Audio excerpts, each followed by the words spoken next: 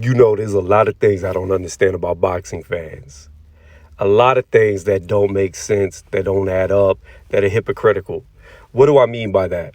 You have a lot of people out there now saying that they believe Earl Spence Jr. would dominate Terence Crawford because of his performance against Velasquez. Now, there's a big issue with that. These same people who claim that now Earl Spence would dominate Terence Crawford are the same people who boost up Devin Haney, who has fought nobody, who looked bad against a guy with only 11 fights. They're the same people who will shit on Tank Davis, but then yet again praise Devin Haney. Like, it doesn't, the inconsistency with people in boxing is unseen. No other sport has the type of inconsistency as boxing does. But I'm going to get to some points about why I made this video. One, Cav was a very good fighter. He did a lot of things that I've never really seen traditional style fighters do when fighting southpaws. And you're going to have to rewatch the fight if you're new to boxing, if you're a casual to boxing, or you love boxing but you don't actually understand what's going on. So Terence Crawford started off in his southpaw stance, which many will argue is his best stance, even though he will go traditional. He's a switch footer. But when Crawford was in the southpaw stance, Cav was doing counter check left hooks over the top.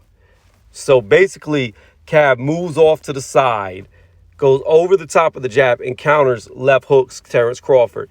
This is something that you never see traditional fighters do to southpaws on any skill level, on the upper up or the lower. Normally, you see the right hook being the bane of a traditional style fighter when they throw a jab.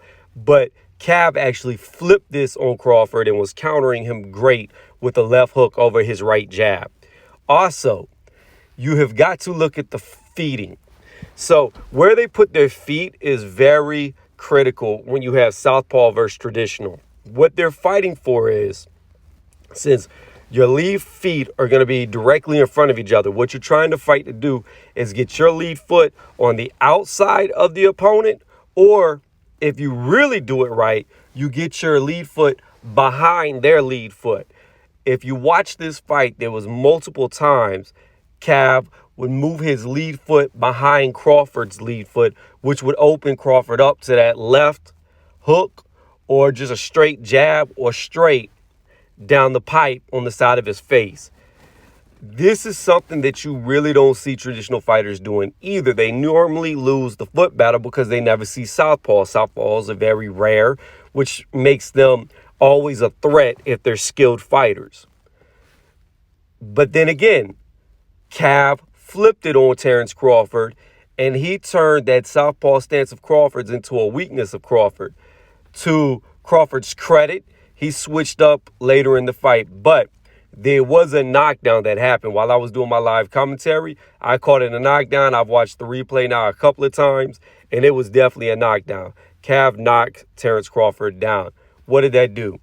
It sparked a flame for Terence Crawford. He woke the fuck up, and he went in there and dominated pretty much. Well, I wouldn't say the next round, but from the fourth round on, he pretty much dominated the show until he knocked Cav out. What was the difference that Terence Crawford did? He upped the tempo, which seemed to really give Cav a lot of problems.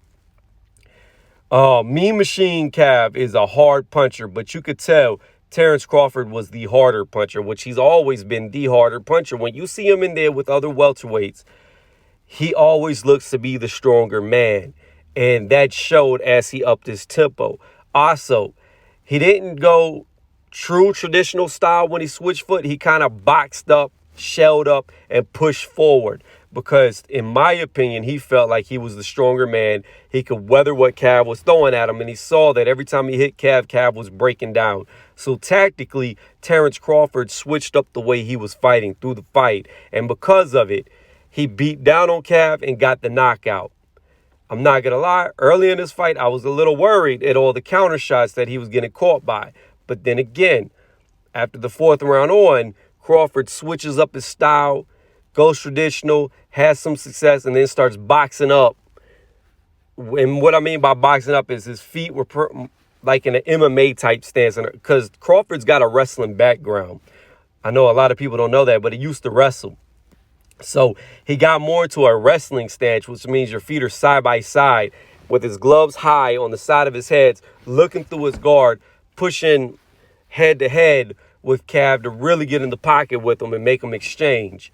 And that was where he got his most success in the fight. And that just shows that Terence Crawford's mental game, his mind, his ring IQ is so far advanced over a lot of these fighters. Because although Cav did good against the southpaw stance, once Crawford started switching it up, you could see he could not think of a game plan to counteract what Crawford was doing to get through his cracks. Which then again brings me back to the point. I'm not so sure Errol Spence, and I'm assuming that he's 100%, and I'm assuming he'll come back to boxing like he left it, because we never know what's going to happen after the car wreck. I said on my live stream, I would not want to see Spence in there against a Crawford for his fight back. I want to see him fight a bum, maybe 2 or 3 bums, to be honest with you, because well, it should be we if you really care about the sport or care about fighters' health. But for his own well-being, he needs to get in there against guys and see if he can take punches. See how much damage was actually done to his head, his brain, before he gets in there with somebody who can slug on him. And then we have another Patrick Day on our hand.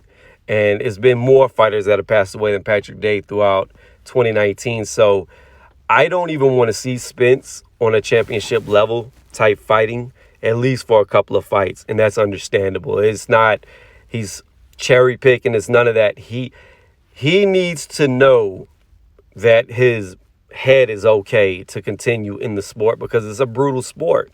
Any sport where you're taking blows to the head, whether it be boxing, MMA, kickboxing, Muay Thai, etc., is a brutal sport. And when you have a severe head injury, you don't want to risk that, because that's your life on the line.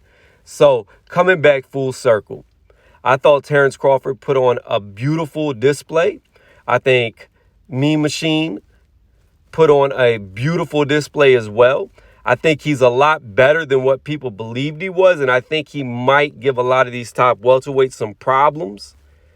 And outside of that, I believe Terence Crawford deserves to be at the top of the pound for pound.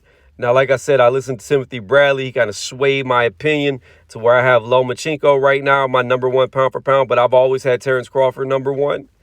And it's debatable between Crawford or Lomachenko for number 1. And after this fight, I am more reassured that Crawford belongs up there because of the way that he changed up the way he was fighting. He saw it wasn't working. He switched to another style. He saw he had some success, but then he even switched up to another style, which is 3 different styles in one fight against one opponent, and he overwhelmed that opponent by keep switching up. Very smart.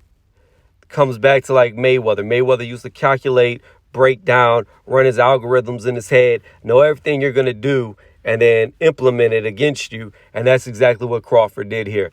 Beautiful display, beautiful fight. Crawford is the man of the welterweight division, in my opinion, from his skill sets, from his power, from everything he does. He just looks better than all the other welterweights out there. Thank y'all for watching. Let me know what y'all think. And I shouldn't have to say this, but I'm included at the end of every video now. If you like what you heard, please give me a thumbs up, as it helps my channel grow. And if you really like what you heard, please go ahead and subscribe to my channel, because that helps me the most. Thank y'all again for watching. Bye.